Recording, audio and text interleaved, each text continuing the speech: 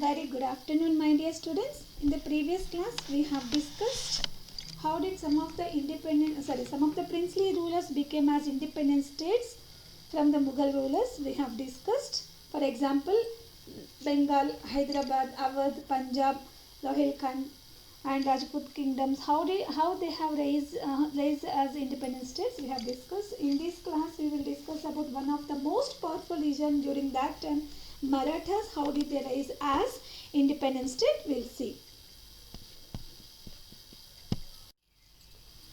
Marathas. The Maratha kingdom was the most important regional power, with the minor chieftains ruling the kingdoms of Golconda, Bijapur and Ahmednagar. The Marathas declared themselves independent under the leadership of Shivaji and became very powerful.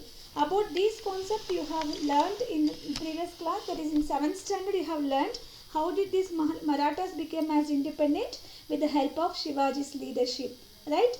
But unfortunately Shivaji's successors were very weak, and in the 18th century the Peshwas became the real head of the Maratha Empire while the king was relegated to the background. Who were these Peshwas? Peshwas were one kind of Sardars who had been appointed under the Maratha rulers only.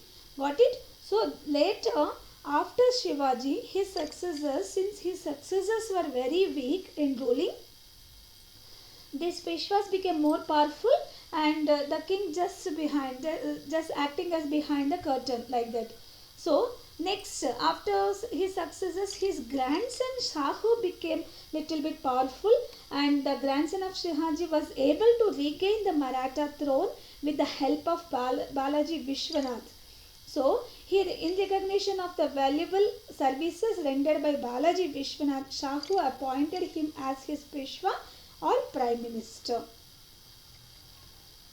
Shahu, the grandson of Shivaji, later again he rose little bit and he was able to regain the Maratha throne with the help of Balaji Vishwanath. Since Balaji Vishwanath serviced a lot, he had appointed Balaji Vishwanath in his court as Peshwa or Prime Minister. Peshwa or Prime Minister.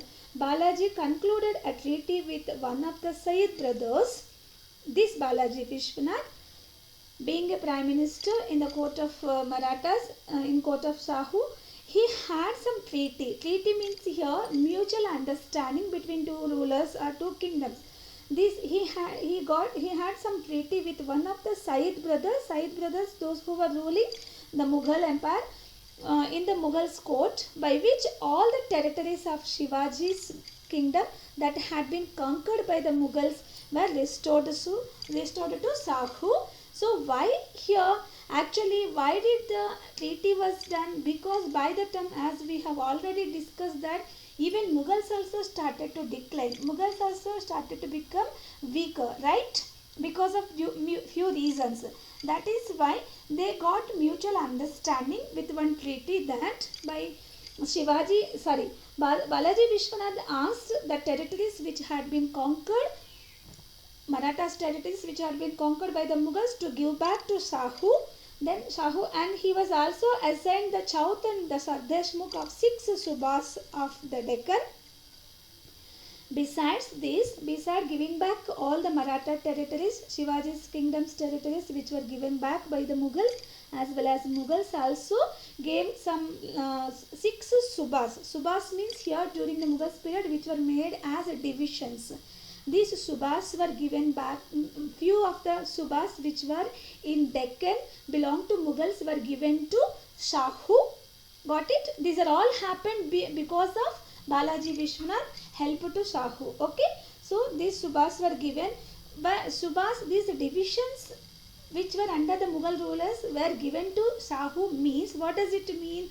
That areas, in particular areas, tributes or taxes or revenues in the form of Chowth and Sardeshmukhi which were collected can be enjoyed by Shahu. In that way they had some understanding. In return, Shahu had to maintain 15,000 horses for imperial service. This Mughal rulers asked Shahu, okay, I will give back your grandfather Shivaji's kingdom territories, everything will return back to you, And plus, besides that, in Deccan 6 Subhas will be given to enjoy Chauth and Sardeshmukhi, everything. In return, you will have to maintain 15,000 horses for imperial service. Imperial means here in the central, for the imperial government. Whenever Mughals asked, he had to supply 15,000 of horses. That means he had to maintain. Then besides that, Balaji Vishwanath also assigned separate areas to the Maratha Sardars for the collection of Chauth and Sardeshmukhi. Some Maratha Sardars were appointed under Balaji Vishwanath's control. 5 Sardars were appointed for the collection of Chauth and Sardeshmukhi. Who were the 5 Sardars during that time under the Maratha Empire means the Gaikwads of Baroda, Bhonsles of Nagapur, Sindhyas of Gwalior, Holkars of Indore and the Peshwas of Pune. Now, Balaji Vishwanath was succeeded by his son, first Bajirao, who was an excellent commander.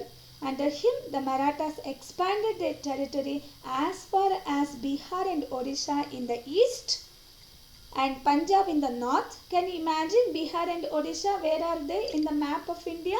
In the east, he expanded his kingdom. First Bajirao, the son of Balaji Vishwanath, expanded their kingdom till Bihar and Marathas kingdom till Bihar and Bihar and Odisha in the east, till Punjab in the north, and even they threatened the kingdoms of Mysore and Arcot. Arcot means it is a present day Vellore city of Tamil Nadu in the south.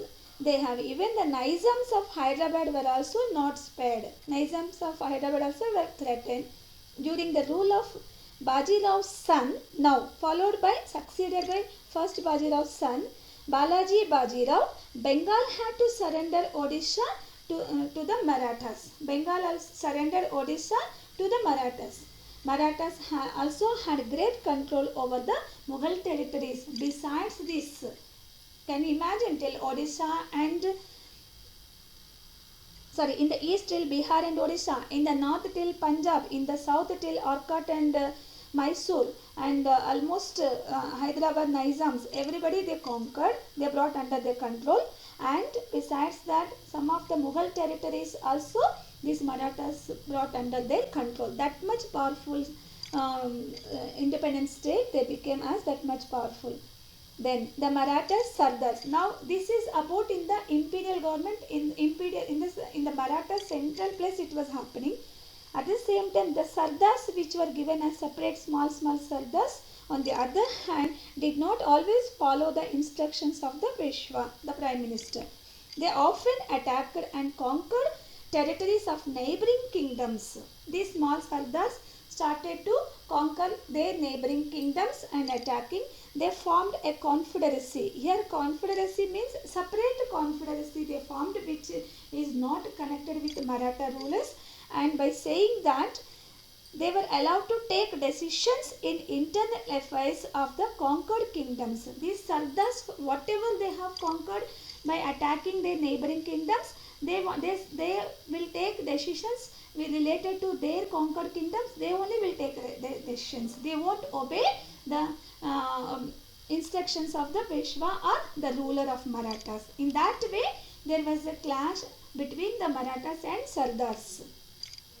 However, as long as the Peshwas were strong enough to control them, there was no problem. However, after the third battle of Panipat, the Maratha Confederacy lost its cohesion and the Sardars started fighting against one another with the help of other powers. Whatever unity existed among them soon came to an end. The main cause behind this was no unity amongst the Sardars as well as the third battle of Panipat. Already you have studied in 7th standard 2 great historical events. 2 historical battles were held at the battlefield of Panipat. First battle of Panipat between Babur and Ibrahim Lodi. Second battle of Panipat between Akbar and Hemu. 2 great battles were held at the battlefield of Panipat. Again at the same battlefield of Panipat, third battle of Panipat also was held between Marathas and one of the foreign invader Ahmad Shah Abdali. After this battle, this Marathas started to decline.